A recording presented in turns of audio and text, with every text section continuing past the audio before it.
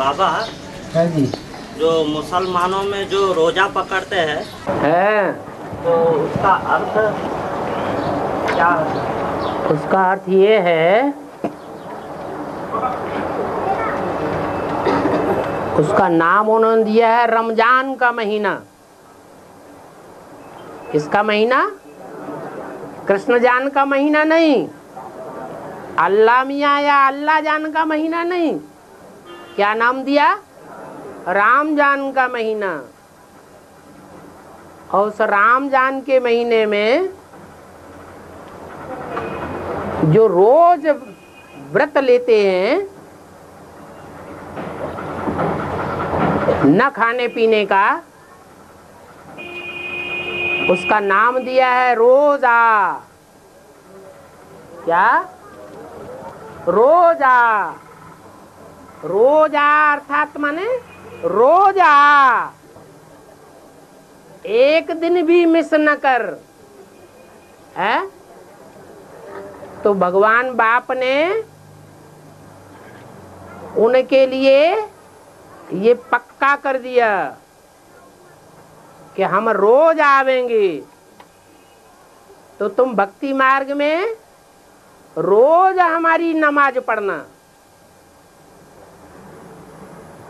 भगवान रोज आते हैं तो वो रोजा मनाते हैं, लेकिन भगवान की शर्त है कि तुम जो रोजा करते हो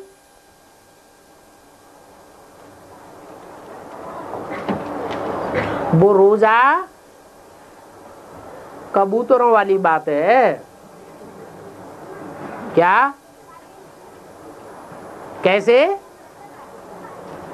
कबूतर कहाँ रहेंगे? मंदिर में ही रहेंगे। और भगवान को भी कहाँ आना है? मंदिर में ही आना है। वास्तव में भगवान तो सभी बच्चों के पास होता है जहां जहां बच्चे सर्विस करते हैं, क्योंकि बच्चों को सर्विस नहीं करनी होती है। बच्चे तो तमो प्रधान हैं। सर्विस कौन करता है? जहां जहां बच्चे हिम्मत करते हैं तो हिम्मते बाप मददे बच्चे, वो मददे बाप। जहाँ हिम्मते बच्चे और मददे बाप। ये ब्रह्मा बहुत इंटरफियर करके बोलता है।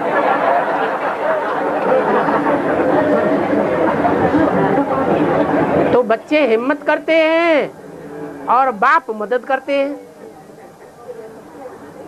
तो इसका मतलब ये हुआ, जो हिंदुओं में भी मान्यता है कि जहां जहां राम कथा होती है वहां वहां हनुमान उपस्थित हो जाते हैं। वो तो हनुमान को भगवान मानते हैं, तब ऐसा कहते हैं। वास्तव में है ये बात कि बच्चे दुनिया में कहीं भी चले जाएं, जहां कहीं भी जाकर के कोने में सर्विस करेंगे वहां बाप मौजूद हो जाता है। बाकी रोज रोज आने की बात नहीं है। ये तो कबूतरों के लिए बोली है, जो मंदिर में ही रहते हैं और मंदिर में ही गंद करते रहते हैं। और बाबा, हनुमान का जो मंदिर होता है उसका जो मुंह दक्षिण की तरफ क्यों दिखता है? हनुमान का मुंह दक्षिण की तरफ दिखता है इसका कारण क्या है? क्योंकि हनुमान जो है वो बंदरों का मुखिया है। क्या? और बंदर जितने भी जानवर होते हैं दुनिया में उन सबसे जास्ती विकारी होता है, और विष से विष मारा जाता है, लोहे से लोहा काटा जाता है। तो जो रावण संप्रदाय हैं दुनिया में, वो कौन सी दिशा में ज्यादा है? दक्षिण दिशा में रावण संप्रदाय है। क्योंकि जब द्वापर शुरू होता है तो रावण राज्य आता है, और रावण राज्य तब आता है जब विधर्मी आत्माओं का आना शुरू होता है। और विधर्मियों में सबसे मुख्य विधर्मी कौन है? पहला नंबर इस्लाम धर्म का मुखिया अब्राहिम। तो वो आते हैं और रावण राज्य शुरू हो जाता है। उनके फॉलोअर्स का धर्मखंड कौन सी दिशा में है? मिस्र और अरब देश, अफ्रीका और अरब, ये दक्षिण दिशा के धर्मखंड हैं। इसलिए बात समझ में आ जाती है। आया? क्या समझ में आया? अरे बात समझ में नहीं आई? क्या समझ में आई है? अरे किसने प्रश्न किया था? हाँ, प्रश्न क्या है? हाँ, रावण की यादगार भारत में लंका द्वीप दक्षिण दिशा में है ना। और दुनिया के हिसाब से जो सच्चाई है वो सारी दुनिया एक वेट है, द्वीप है।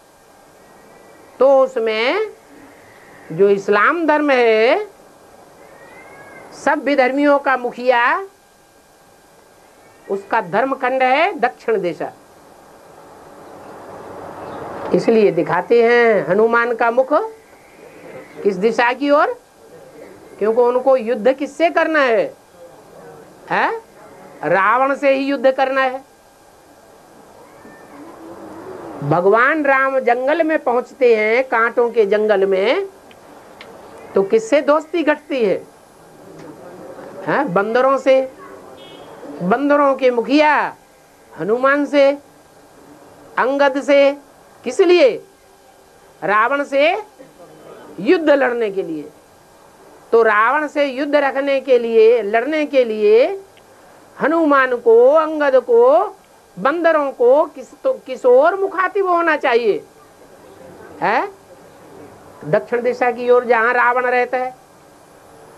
और बाबा, द्वारका नगरी तो सागर के बीच में दिखाई है। है द्वा,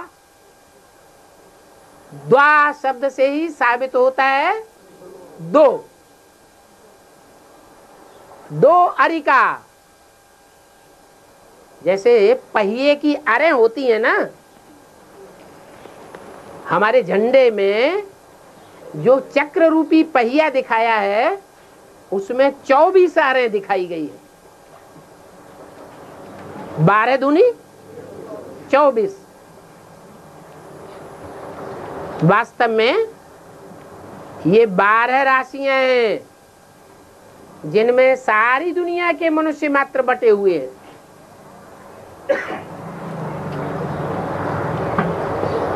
12 पुरुष रूप में और 12 स्त्री रूप में। टोटल मिलाकर के हिंदुओं में 24 अवतार माने जाते हैं, ज्यादा से ज्यादा। उनमें 12 हैं सूर्यवंशी और 12 हैं चंद्रवंशी। तो ये अर कहा जाता है। अर माने विभाजन करने वाली लकीर। द्वापुर कहो या द्वारका कहो, दो हिस्से कर देंगे तो लड़ाई अच्छी होगी, या एक बने रहेंगे तो लड़ाई अच्छी होगी, है? दो कर देंगे तो लड़ाई अच्छी होगी। कृष्ण और क्राइस्ट की राशि मिलाई जाती है। क्यों? क्रिश्चियंस ने भी क्या किया? कौन सा रूल अपनाया? Divide and rule. दो हिस्से में बांट दो, बंदर बांट करो तो फायदा हो जाएगा। और कृष्ण का शास्त्र कौन सा है? गीता शास्त्र। गीता शास्त्र है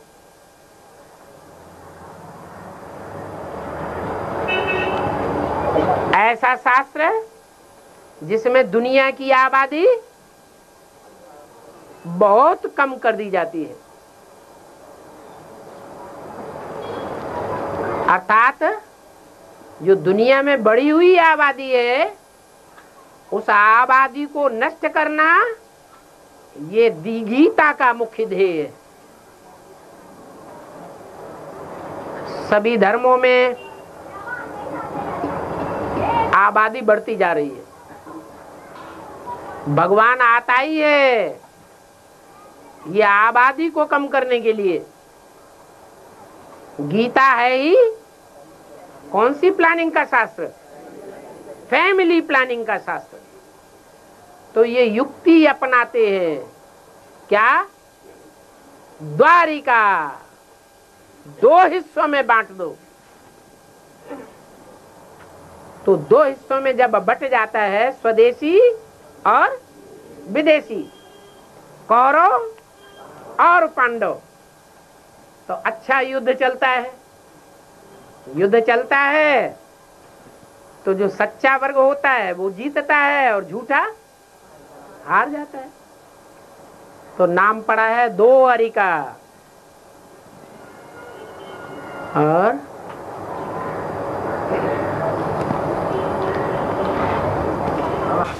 बोलने बोला है कि 8-9 वर्ष में विनाश हो जाएगा। 8-9 वर्ष में है विनाश भी हो जाएगा और वारसदार भी नहीं पैदा होगा। वारसदार भी नहीं रहेगा और शादी भी नहीं रहेगा। वारसदार भी नहीं रहेगा, माने कोई वर्षा लेने वाला नहीं रहेगा लौकिक दुनिया में, और शादी भी नहीं करेगा। माना ये बोला किसने? बोलने वाला कौन है? अरे ऐसे ही बोल दिया तुमने, प्रश्न कर दिया। ये बोलने वाला कौन था? 10 वर्ष में ऐसा हो जाएगा। अरे यही नहीं जानते क्या? नई भट्टी की है क्या? शिव बाबा ये बोलने वाला था कि 10 वर्ष में ऐसा हो जाएगा। कैसा? कि न शादी करने वाला होगा कोई, और न कोई लौकिक दुनिया का वर्षा लेने वाला होगा। बाबा की नजर किसके ऊपर रहती है?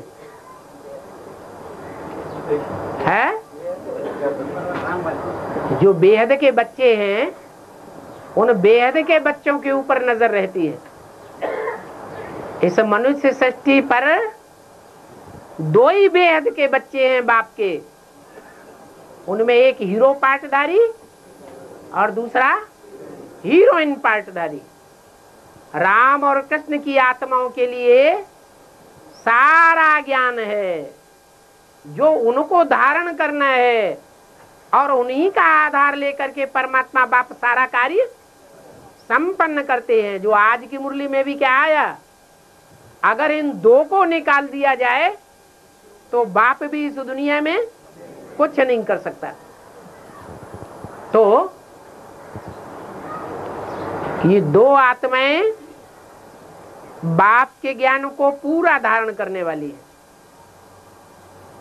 इसलिए घोषणा की कि बाप की दुनिया इन 2 बच्चों के आधार पर है। 66 में घोषणा की 10 वर्ष की, और 76 में ये घोषणा पूरी होती है। 10 साल पूरे होते हैं और बाप की जो दुनिया है, बच्चों सहित बाप की दुनिया, जैसे कोई बाप हो और उसके परिवार में 2 ही बच्चे हैं,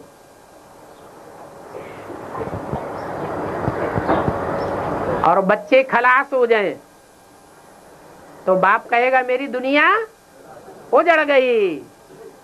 तो ऐसे ही ये बाप की 2 आंखें हैं।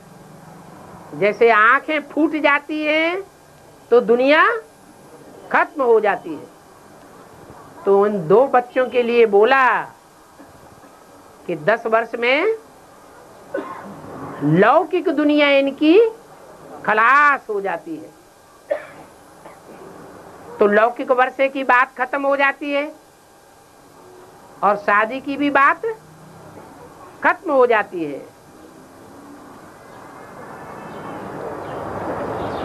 शादी भी कोई करने वाला नहीं रहेगा। बाप की उस बेहद की दुनिया में और लौकिक वर्षा लेने वाला भी नहीं रहेगा।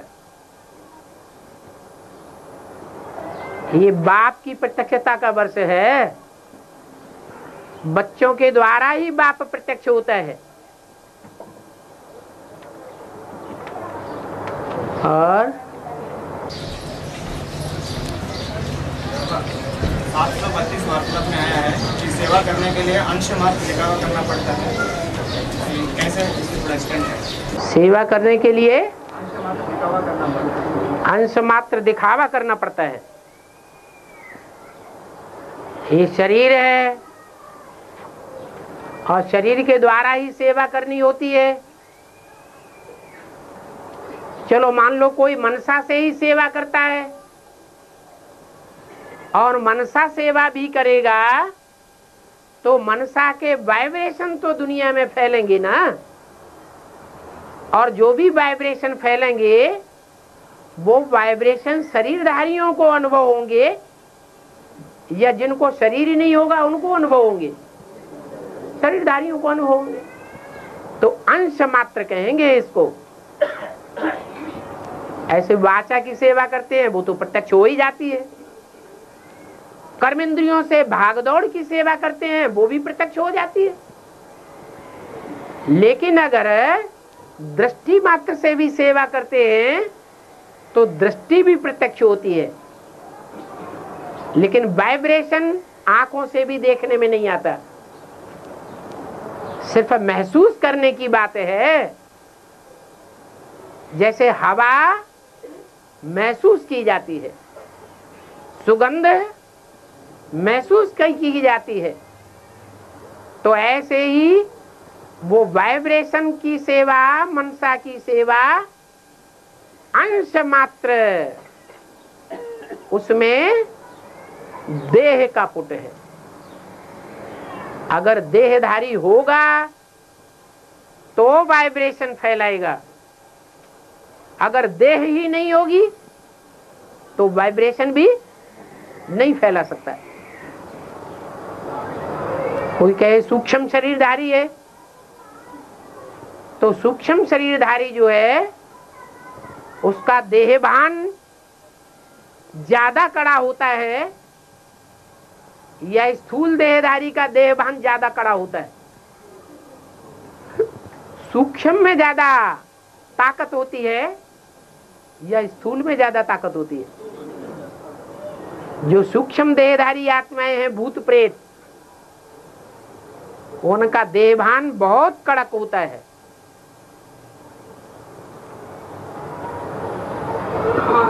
इसलिए बोला गया कि अंश मात्र, वो बात रहती जरूर है। और बाबा, हाँ बाबा शंकर की तरफ विनाश क्यों दिखाया जाता है? हाँ, ब्रह्मा की तरफ विनाश क्यों नहीं दिखाया जाता? ब्रह्मा सोचते हैं मैं स्थापना करूंगा तो विनाश तो अपने आप हो जाएगा। मेरी स्थापना अगर पूरी होगी तो मेरा काम पूरा होने से शंकर जी को अपना काम जरूर करना पड़े। इसलिए ब्रह्मा अपनी बात में मस्त रहते हैं। क्या करना है? स्थापना करना है। और स्थापना करना अच्छी बात है ज्यादा, या विनाश करना ज्यादा अच्छी बात है? स्थापना करना माने कंस्ट्रक्शन करना, बनाना, और विनाश करना माने बिगाड़ना। तो बनाना अच्छी बात है और बिगाड़ना वो तो खराब बात है। विनाश कल्याणकारी तब है जब स्थापना हो। पहले स्थापना होगी या पहले विनाश होगा? पहले स्थापना हो। पहले स्थापना हो, उस स्थापना को प्रत्यक्ष करने के लिए जो दुष्ट तत्व हैं उनका विनाश करना जरूरी है। नहीं तो ब्रह्मा की स्थापना संसार में प्रत्यक्ष नहीं होगी। अब ब्रह्मा की स्थापना ही प्रत्यक्ष नहीं होगी तो ब्रह्मा को और ब्रह्मा के फॉलोअर्स को कुछ भी प्राप्ति भी नहीं होगी।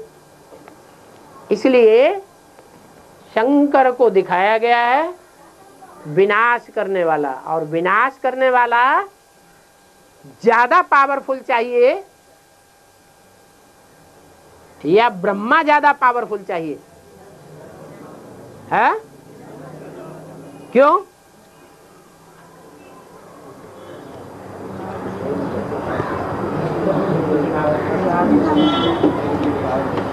जो कारीगर होते हैं वो मकान बनाते हैं, और मजदूर जो होते हैं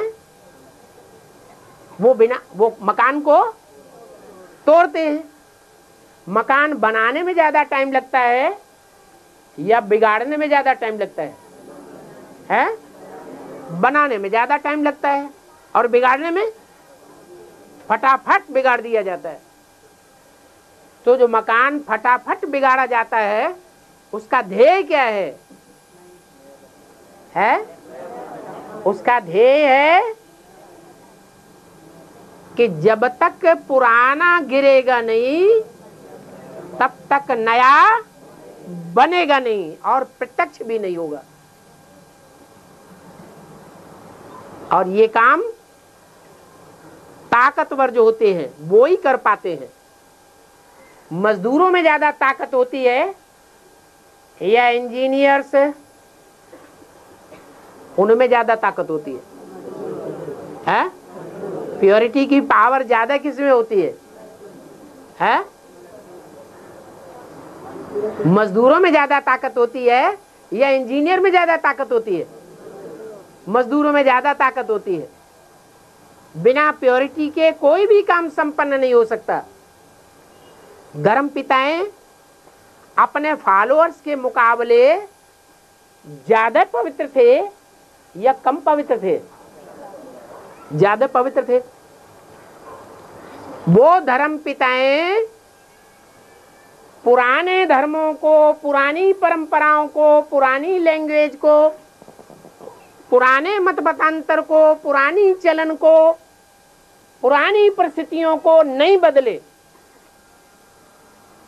और नई धारणाओं की स्थापना कर दी।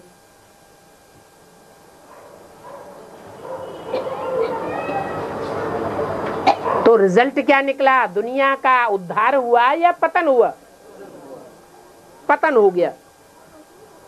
उन्होंने विनाश का काम किया या नहीं किया? नहीं किया, क्योंकि विनाश का काम इतना कठिन काम है कि उसमें मुकाबला करना पड़ता है। पुरानेपन का, तामसी स्टेज वालों का मुकाबला करना पड़ता है।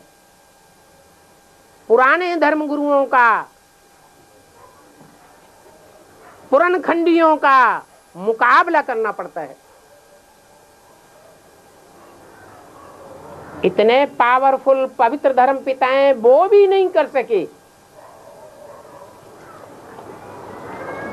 वो ग्रेट फादर्स कहे जाते हैं। वो काम परम पिता परमात्मा आकर के करते हैं।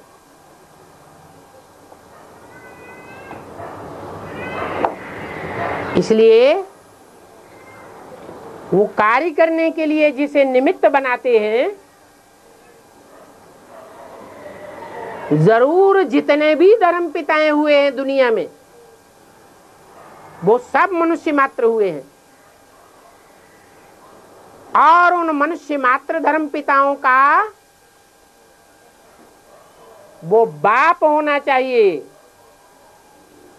जो सब धर्म पिताओं का बाप संसार में प्रत्यक्ष होता है। बल वो धर्म पिताएं जो विधर्मी विदेशी हैं, वो एडम और आदम को उतनी महत्ता नहीं देते हैं। परंतु है तो उनका बाप ना। बच्चे बाप को महत्ता नहीं देते हैं तो क्या बाप की महत्ता खत्म हो जाती है? नहीं। बाप तो बच्चों के लिए सदैव ही उम्मीदवार रहता है।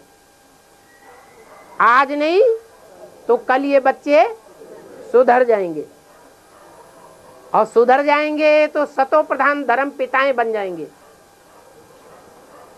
सतो प्रधान धर्म आत्माएं बन जाएंगे तो दुनिया की बड़े से बड़ी जनरेशन इनको फॉलो करेगी।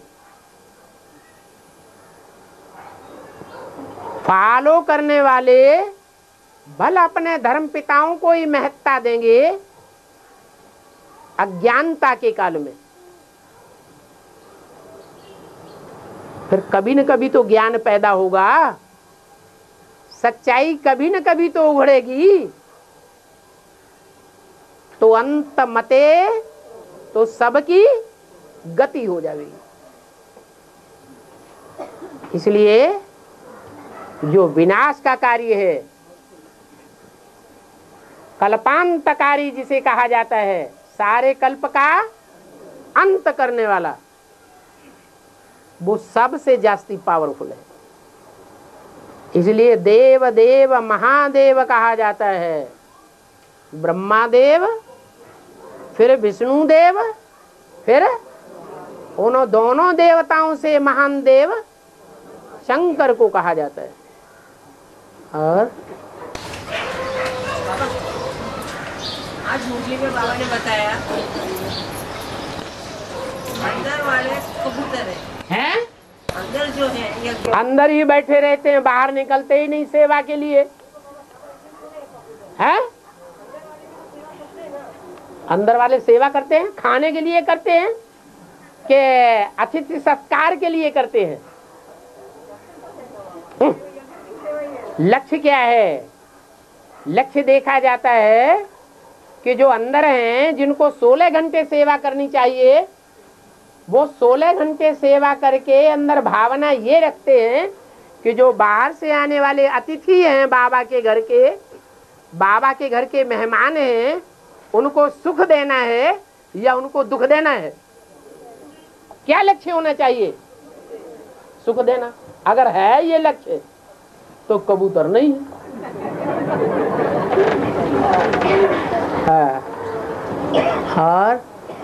और वो देखा जाए तो गिने चुने 2-4 ही निकलते हैं कर्मणा सेवा करने वाले। और कर्मणा सेवा में ये भी खासियत है कि कर्मणा सेवा करने वालों को अहंकार जल्दी आ जाता है, क्योंकि देह से करते हैं ना, तो देह से क्या होता है पैदा? अहंग भाव, फट से नाराज भी हो जाते हैं। ये भी खतरा है। इसलिए अगर वो खतरे से परे हो जाएं तो जो देह की सेवा है, तन की सेवा है, वो तन की सेवा के भी 100% मार्क्स होते हैं। जैसे वाचा सेवा के भी 100% मार्क्स होते हैं। वाचा सेवा में भी अहंकार आता है। अगर ये समझे बैठे हैं कि ये ज्ञान मैं देता हूं, इसलिए मेरे आर्डर पर चलो, मैं जो डायरेक्शन देता हूं उस पर चलो, तो वाचा सेवा में भी अहंकार आता है। अगर ये समझें कि जो ज्ञान मेरे निमित्त से समझाया गया जिस किसी भी स्टूडेंट को, वो मेरा नहीं है, किसका है? शिव बाबा का है। नहीं तो इससे पहले तो मैं खुद ही नाचीज था, तो अहंकार उड़ जाता है। है अहंकार की दवाई है निराकारी स्टेज आत्मा। आत्मा समझो। बहुत दिनों के बाद पूछा। और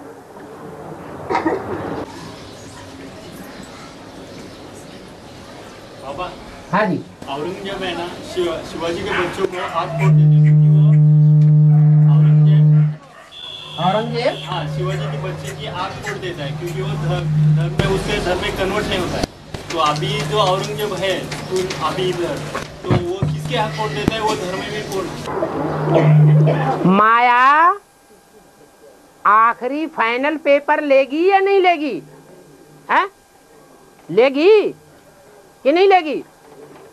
जो फाइनल पेपर होगा वो और पेपर्स के मुकाबले ज्यादा कड़क होगा या हल्का होगा? ज्यादा कड़क होगा। जो हाफ ईयरली एग्जाम होता है उतने गहरे प्रश्न नहीं आते हैं कि क्योंकि पढ़ाई भी गहरी नहीं होती है। तो 98 में जो एडवांस पार्टी के सामने 98-99 में जो परीक्षा आई वो फाइनल परीक्षा थी या हाफ ईयरली थी? वो तो हाफ ईयरली थी। उसमें कितनों को अनिश्चय पैदा हो गया, अंधे हो गए। कितने थे जो एडवांस में अज्ञान के अंधे हो गए, आंखें फूट गईं। कम से कम 50% तो थे या नहीं थे? हैं? थे। अंदर वाले भी और बाहर वाले भी। अंदर वालों में से भी बहुत से छोड़ छोड़ करके भाग गए, भले 3-4 रोज के लिए ही भागे, लेकिन भाग तो गए।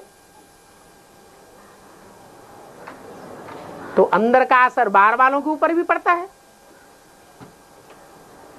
अंदर हैं वो राज परिवार के हैं, राजवर्ग के हैं, यथा राजा तथा प्रजा पर भी असर पड़ता है।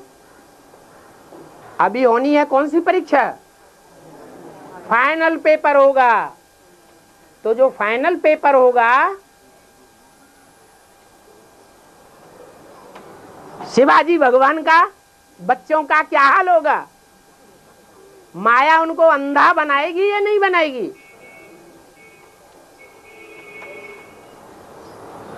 अभी तो उनका ये पक्का लक्ष्य बना पड़ा है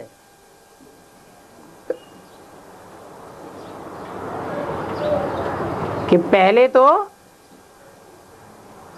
एक के ऊपर उपयोग वो उन्होंने एक इजाद करके देखी,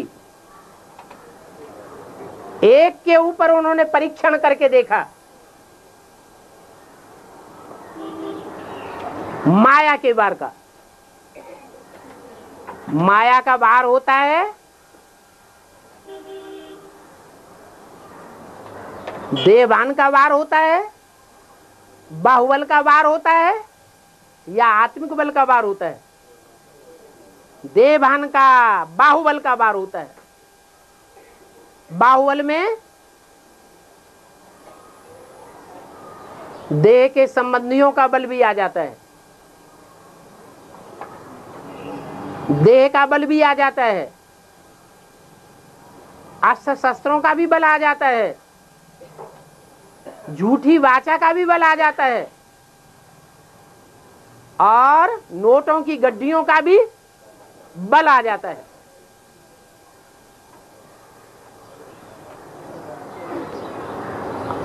माना दुनियावी तरीके से जो भी बड़े बड़े औहदेदार हैं या गुंडा प्रकृति के लोग हैं अथवा जो भी बड़े बड़े मल्टी मिलियनर हैं, उन सब का बल आ जाता है। जो आत्मिक बल वाले हैं वो इन बलों का प्रयोग नहीं करते हैं, वो परमात्मा की याद के बल का प्रयोग करते हैं। तो माया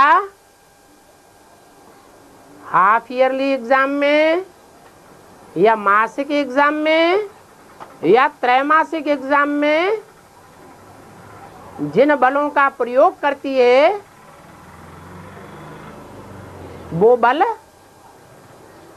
इतने कामयाब नहीं होते हैं, क्योंकि एक्सपीरियंस माया का कम होता है, फिर उत्तरोत्तर बढ़ता जाता है या कम होता जाता है, बढ़ता जाता है।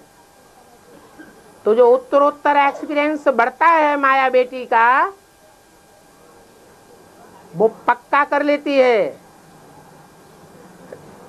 कि पहले तो इन बच्चों के हेड के ऊपर ये प्रयोग किया, और अब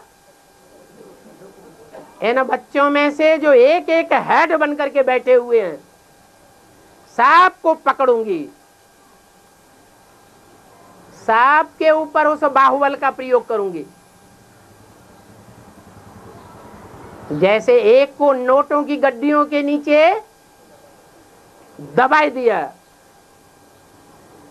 अखबार वाले भी विरोधी बन गए, रेडियो वाले भी विरोधी बन गए, टीवी वाले भी विरोधी बन गए, प्रशासन भी सारा विरोधी बन गया। ऐसे ही अंत में सब बच्चों का ये हाल करूंगी।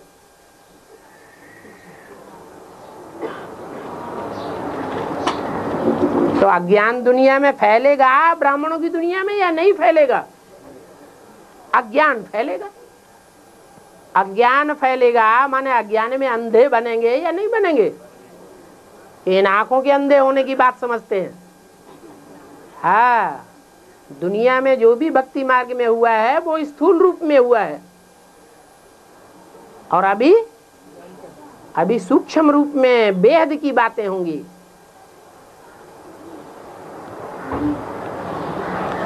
सारे ही अज्ञानी बनेंगे। सिर्फ पास विदानर कितने निकलेंगे? 8 निकलेंगे, बाकी सब अंधे। और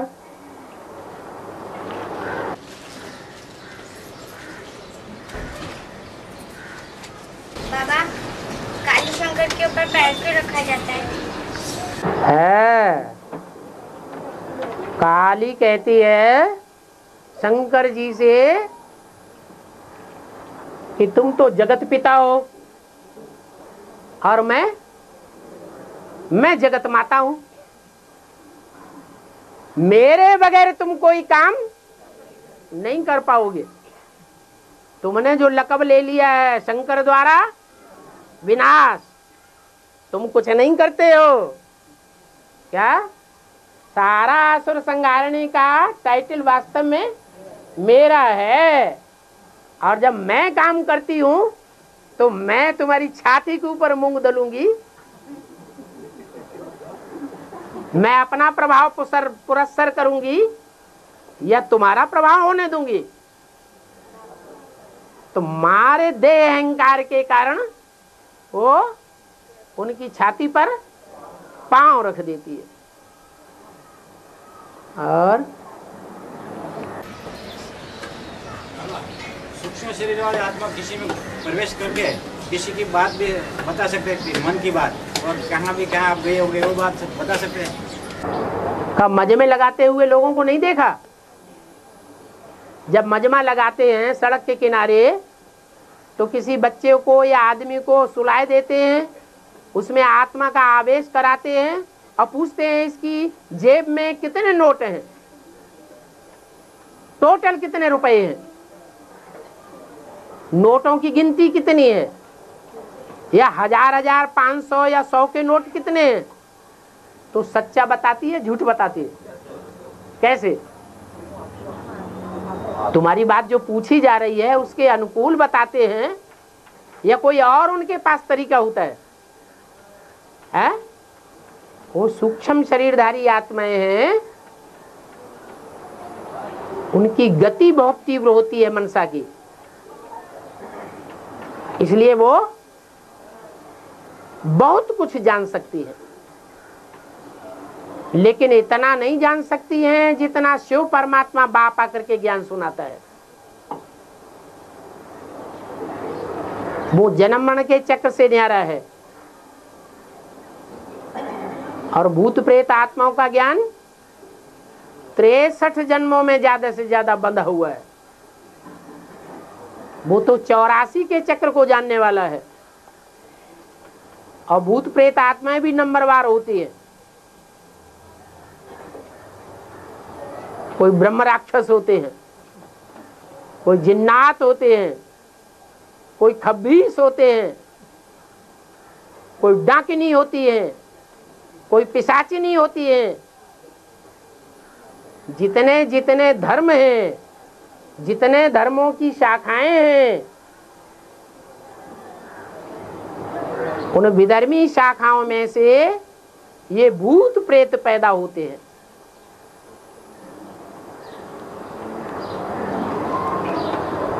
सनातन धर्म की ओरिजिनल देवतात्माएं तो बहुत थोड़ी है। वो दूसरे धर्म में कन्वर्ट भी नहीं होती,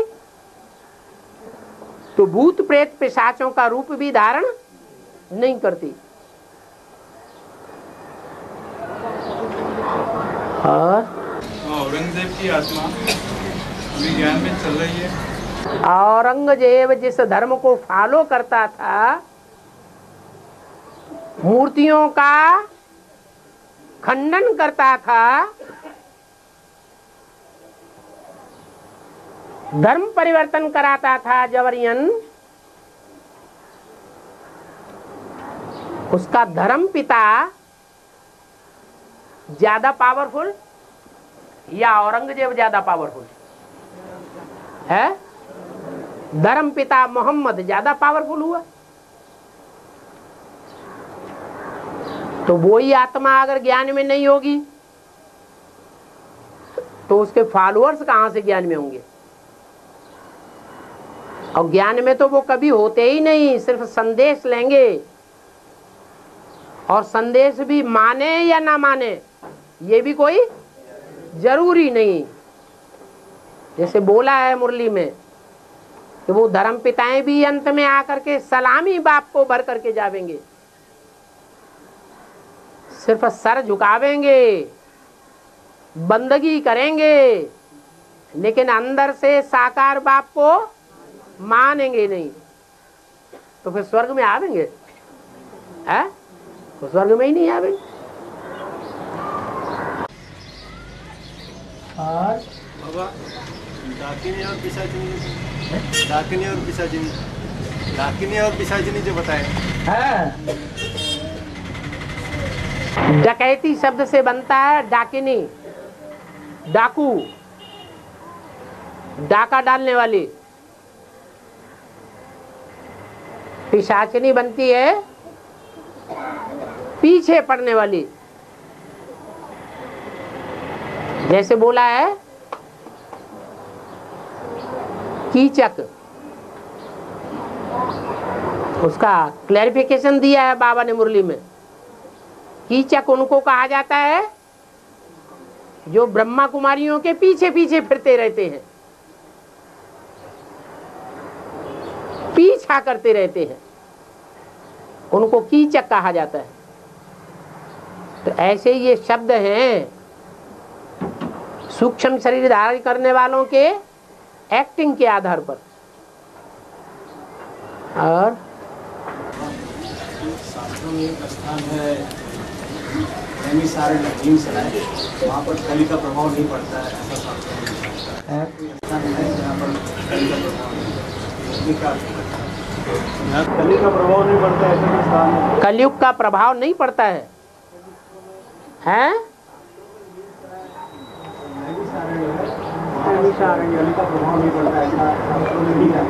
आपने सुना है या नीम सारण्य में गए भी हैं? हैं? शास्त्रों में लिखा है। तो शास्त्रों में जो बातें लिखी हैं वो हद की हैं या बेहद की? बेहद की बातें हैं।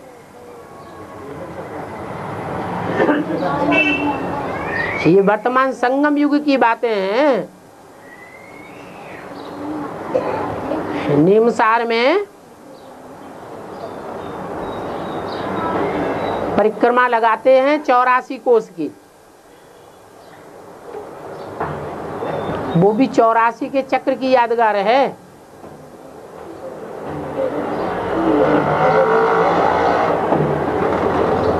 उसका नाम है नैमिषारण्य। अरण्य, अरण्य किसको कहा जाता है? अरण्य कहा जाता है जंगल को।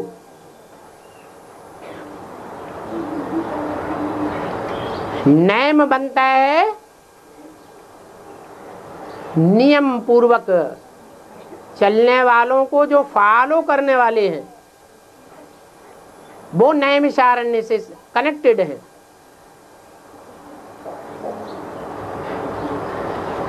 तो 84 के चक्र में जो आने वाली आत्माएं हैं वो ऑलराउंड पार्ट बजाने वाली है।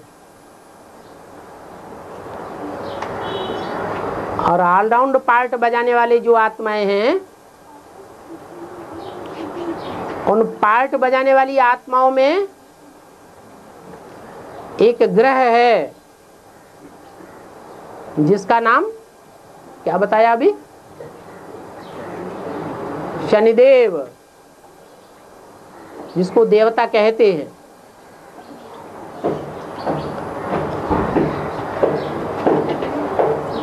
वो अभी वर्तमान संगम युग में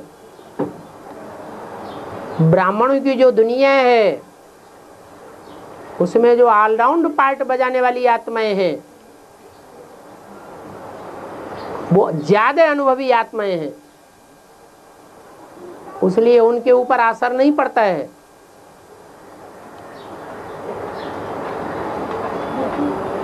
शनिदेव में एक विशेष शिफ्ट है, वो कोई को भी नुकसान पहुंचा सकता है लेकिन अपने दोस्तों को नुकसान नहीं पहुंचाता। दोस्ती का पक्का है।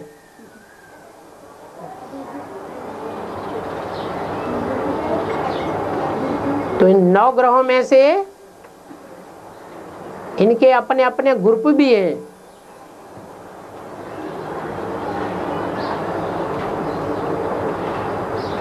जो एक दूसरे को सपोर्ट करने वाले हैं।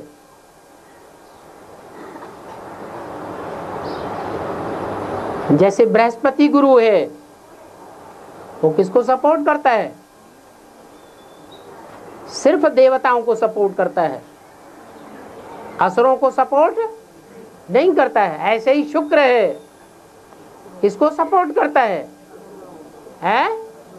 जो शुक्राणु से दुनिया पैदा करते हैं उनको ही सपोर्ट करता है।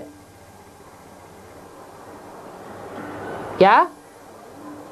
जो दृष्टि से, पावर से सृष्टि बनाते हैं, देवताई सृष्टि रचने वाली आत्माएं हैं, उनको सपोर्ट नहीं करता है। शुक्राणु से दुनिया बनाने वालों को असुर कहा जाता है, राक्षस कहा जाता है। बल देवताएं भी उनके संग के रंग से राक्षस बन जाते हैं, लेकिन ओरिजिनली वो राक्षस नहीं है। ऐसे ही शनिदेव की भी मित्रता है।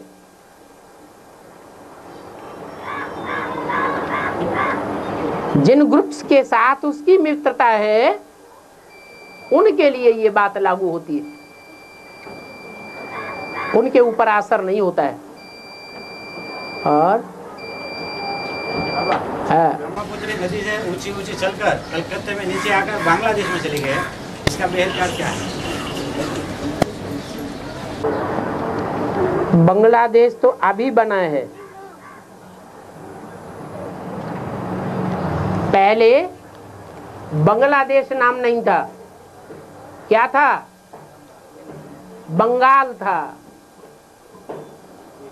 क्या? क्या पीने वाला? भंग आल। इसलिए बंगाल के लोग कहते हैं बंगाल फाराल। बंगाल सारी दुनिया के लिए है। वास्तव में वो बंगाल की बात नहीं है। परमपिता परमात्मा शिव जब इस सृष्टि पर आता है जिस पहली पहली मनुष्य सृष्टि की बीज रूप आत्मा में प्रवेश करता है वो बंगाली होता है, और वो बंगाली, उसके लिए ये बात लागू होती है, बंगाल फॉर ऑल। वो बीज रूप आत्मा विश्व कल्याणकारी है, सारी मनुष्य सृष्टि के लिए कल्याणकारी है। तो बांग्लादेश तो अभी जब हिंदुस्तान पाकिस्तान का बंटवारा हुआ था, तो बंटवारा होने के बाद नाम पड़ा पाकिस्तान पूर्वी, और फिर जब पूर्वी पाकिस्तान के ऊपर हिंदुस्तान पाकिस्तान का झगड़ा हुआ, तो फिर नाम पड़ गया पूर्वी पाकिस्तान से बदलकर बांग्लादेश। तो गंगा को भी उसके नियंत्रण में आना पड़ता है, क्योंकि गंगा नदी जो है उसके किनारे चौकड़ी मार करके बैठने वाले कौन है?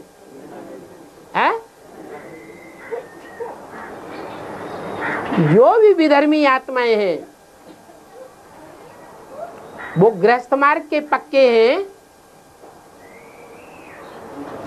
या निवृत्ति मार्ग के पक्के हैं?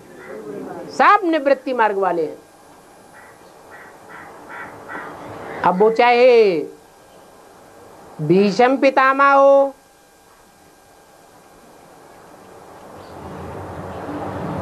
जो सबसे जास्ती पावरफुल होते हैं, इन सन्यासियों में सबसे जास्ती पावरफुल कौन है? हैं?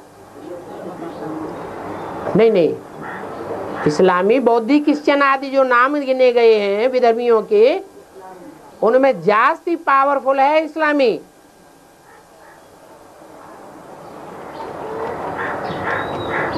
वो सभी सन्यास प्रवृत्ति वाले हैं और गंगा को सब मानते हैं, इसलिए वो भक्ति मार्ग वाले हैं या ज्ञान मार्ग वाले हैं? भक्ति मार्ग के पक्के हैं। एक तरफ कहते हैं भगवान और दूसरी कहते हैं पतित पावनी गंगा।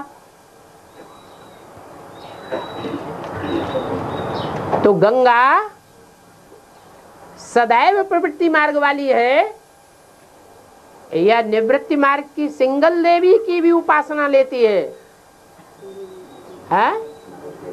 सिंगल देवी की भी उपासना लेने वाली है। जब सिंगल देवी की उपासना लेती है, पूजा लेती है, तब कहा जाता है देवियों के पुजारी हैं आसुरी संप्रदाय। वो आसुरी संप्रदाय वाली आत्माएं, उनमें लास्ट भी है।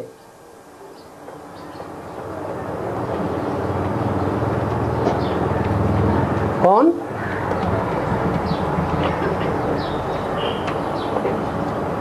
जो टोटल मुस्लिम धर्म में कन्वर्ट हो जाते हैं और उन्हीं का शासन चलता है। वो बंगाल का वो हिस्सा है जहां मुसलमानों का शासन है, बल वहां हिंदू भी बहुत रहते हैं, लेकिन शासन किसका चलता है? मुसलमानों का शासन चलता है। तो गंगा को भी उसी शासन में चलना पड़े, इसलिए बल गंगा ऊंची, वो ब्रह्मपुत्र नदी ऊंची ऊंची स्टेज में बहती है, पर्वतीय इलाके से होकर बहती है, फिर भी अंत में आकर बांग्लादेश के मैदानी इलाके में नीचे गिरती है। वहां जब गंगा का मेल होता है तब जाकर के समंदर अर्थात सागर से गंगा मिलती है, तो ब्रह्मपुत्र भी मिलती है। नाम पड़ता है गंगा सागर का मेल, ब्रह्मपुत्रा सागर का मेल नहीं कहते हैं। क्यों?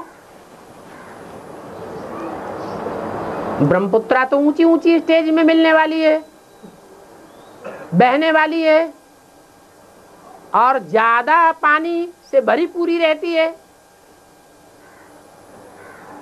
फिर गंगा सागर नाम क्यों देते हैं? हाँ, क्योंकि ब्रह्मपुत्रा गंगा में आकर के अपने को विलीन कर देती है। गंगा एडवांस वाली है या ब्रह्मपुत्रा एडवांस वाली है? गंगा एडवांस ज्ञान लेने वाली है। तो एडवांस ज्ञान ज्यादा गहरा है या ब्रह्मपुत्रा का बेसिक ज्ञान ज्यादा गहरा है? एडवांस ज्ञान ज्यादा गहरा है। तो गहरे में ब्रह्मपुत्रा को आके मिलना पड़ता है, अपने अस्तित्व को मिला देती है, फिर सागर में जाकर के मिलती है दोनों नदियां।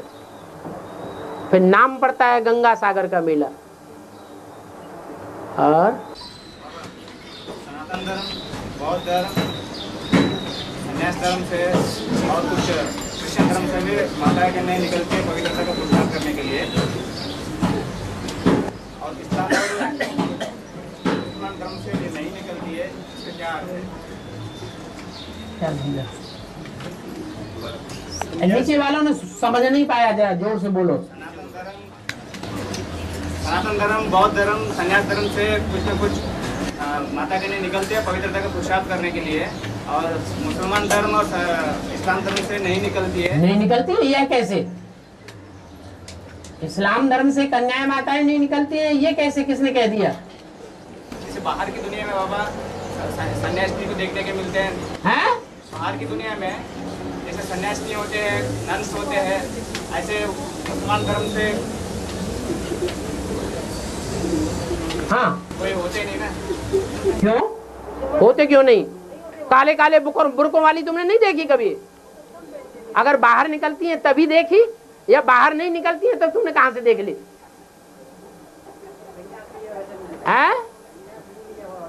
सन्यास लिए हुए? इस्लाम धर्म में सन्यास लिए हुए कन्या माता नहीं करता। हाँ, क्यों? सन्यासी इस्लाम धर्म में नहीं होते, ये पूछो। जो प्रश्न है वो ये होना चाहिए कि सब धर्मों में सन्यासी हुए, मोस्टली सिख में भी हुए, सन्यासियों में तो हैं ही, बौद्धियों में भी सन्यासी हुए, क्रिश्चियंस में भी नन्स होती हैं, लेकिन मुस्लिम धर्म या इस्लाम धर्म में सन्यासी नहीं होते। लेकिन ये पता है सबको कि कन्याओं माताओं को कौन से धर्म में सबसे जास्ती दबा के रखा गया है? इस्लाम धर्म में सबसे जास्ती दबा के रखा गया है। स्कूल में भी नहीं जाने देते, कॉलेज की पढ़ाई भी नहीं पढ़ने देते, नौकरी पेशे में भी नहीं जाने देते, मस्जिद में भी नहीं जाने देते। अच्छी तरह से उनको दबोच के रखा हुआ है। तो जिसको जास्ती दबाया जाएगा तो वो कभी जास्ती उछलेगा या नहीं उछलेगा? जास्ती उछल मारता है। तो इस्लाम धर्म या मुस्लिम धर्म की कन्याएं माताएं जब दुनिया का विनाश नजदीक आता है तो सबसे जास्ती उछाल मारती है।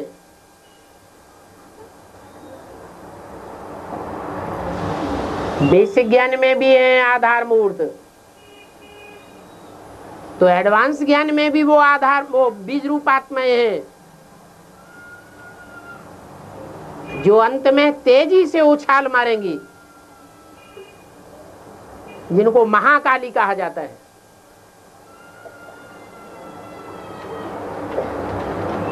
महाकाल की सहयोगिनी शक्तियां हैं।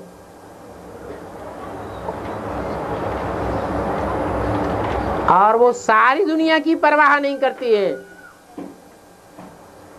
सारी दुनिया की तो बात छोड़ो, दुनिया के अंदर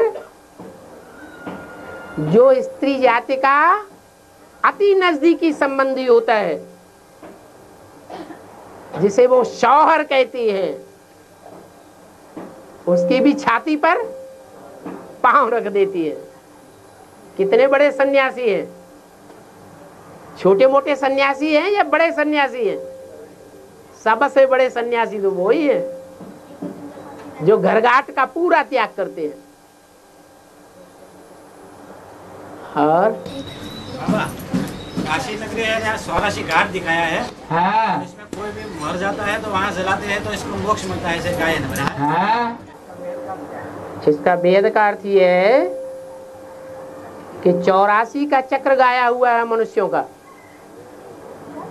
मनुष्य ज्यादा से ज्यादा कितने जन्म लेता है? 84 जन्म लेता है। तो जो 84 जन्म लेने वाली मनुष्य आत्माएं हैं,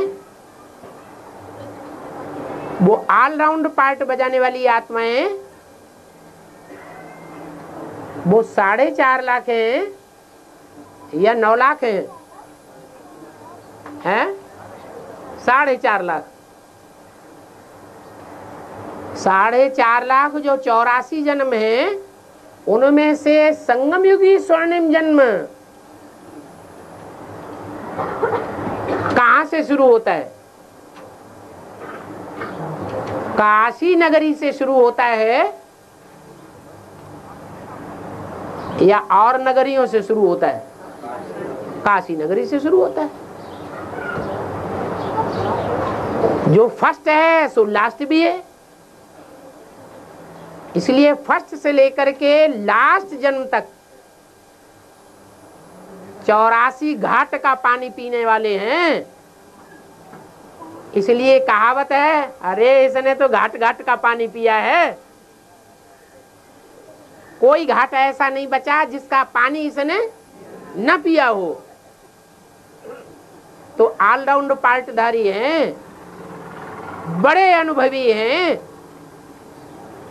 इसलिए काशी नगरी में कितने घाट दिखाए हैं? 84 घाट दिखाए हैं। 4.5 लाख आत्मा ही रहेंगे अंत में। हाँ, जब अंत होगा, हाँ? जब अंत होगा, जब अंत होगा तो अपने शरीर से सुरक्षित रहने वाले, बर्फ में दब करके भी सुरक्षित रहने वाले, किसी देहधारी से जन्म न लेने वाले, उनकी संख्या कितनी होगी? 4.5 लाख होगी।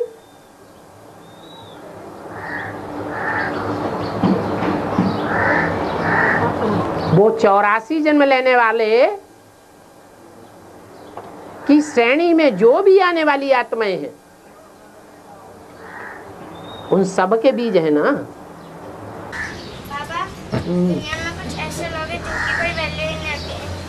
इन लोगों की वैल्यू क्यों नहीं आती? उसकी वैल्यू होती है। दुनिया में कुछ ऐसे लोग हैं जिनकी कोई वैल्यू नहीं होती। हाँ, इन लोगों की वैल्यू क्यों नहीं आती? हाँ, उनकी वैल्यू इसलिए नहीं होती है कि उनको वैल्यूबल बनाने के लिए भगवान आते हैं।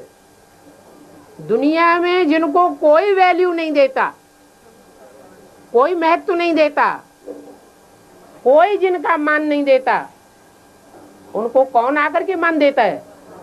भगवान आकर के मान देता है। और जिनको भगवान आकर के मान देता है, उनको दुनिया वाले मान मर्तबा नहीं देते हैं। और बाबा आज गुरु ने बोला 32 किरणों वाला चित्र के ऊपर शिव बाबा का परिचय दो।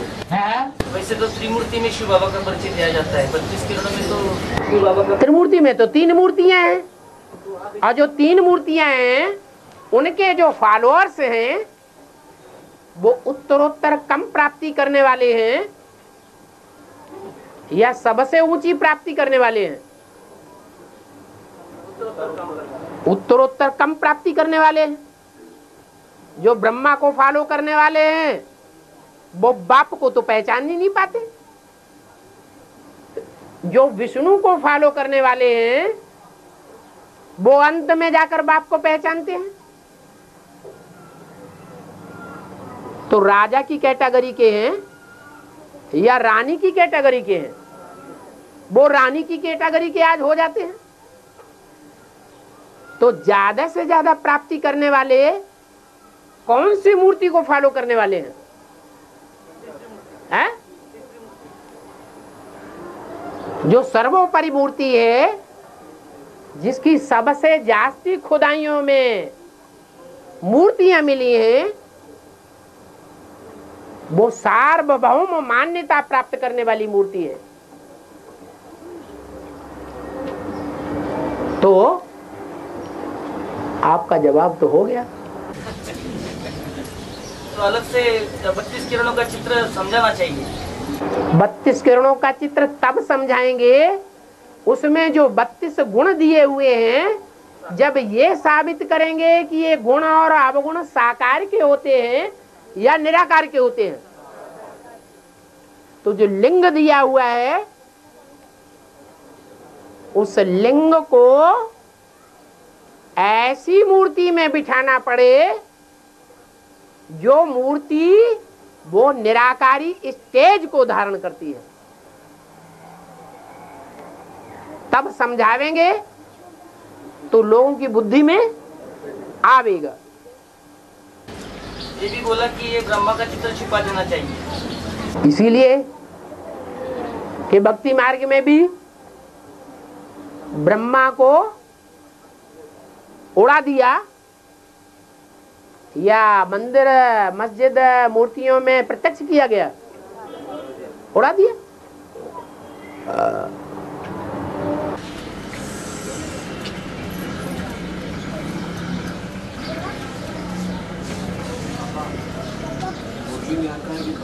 इतनी जोर से तो बोलो, आगे तक आवाज आ जाए। मुरली में आता है कि ब्रह्मा कर्म से ब्रह्मा को फॉलो करना है। कर्मों में ब्रह्मा को फॉलो करना है और डायरेक्शन शिव बाबा का फॉलो करना है? विरोधाभास? तो बाप का कोई एक डायरेक्शन ऐसा सुनाओ जिसमें डायरेक्शन में ब्रह्मा के कर्मों से विरोधाभास साबित होता हो। भाई शाह ने लिखा था कि ब्रह्मा बाबा प्रातः जब मुरली चलाते थे तो उसमें ना नष्टो मोहा की मुरली होती थी, और फिर बाद में जब हमको बम्बई वालों को जब छोड़ने के लिए आते थे तो उनकी आंखों में आंसू होते थे। हाँ?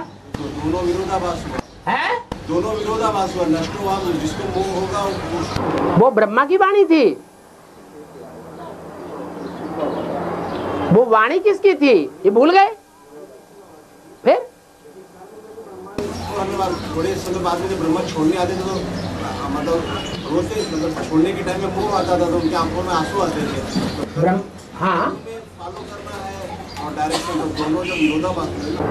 ब्रह्मा की आंखों में आंसू आ जाते थे, माना वो जो आंसू आते थे वो दया के भाव से आते थे, स्नेह के भाव से आते थे, या कोई दूसरा भाव था? है स्नेह का भाव था। और स्नेह साबित होना ये खराब बात है क्या?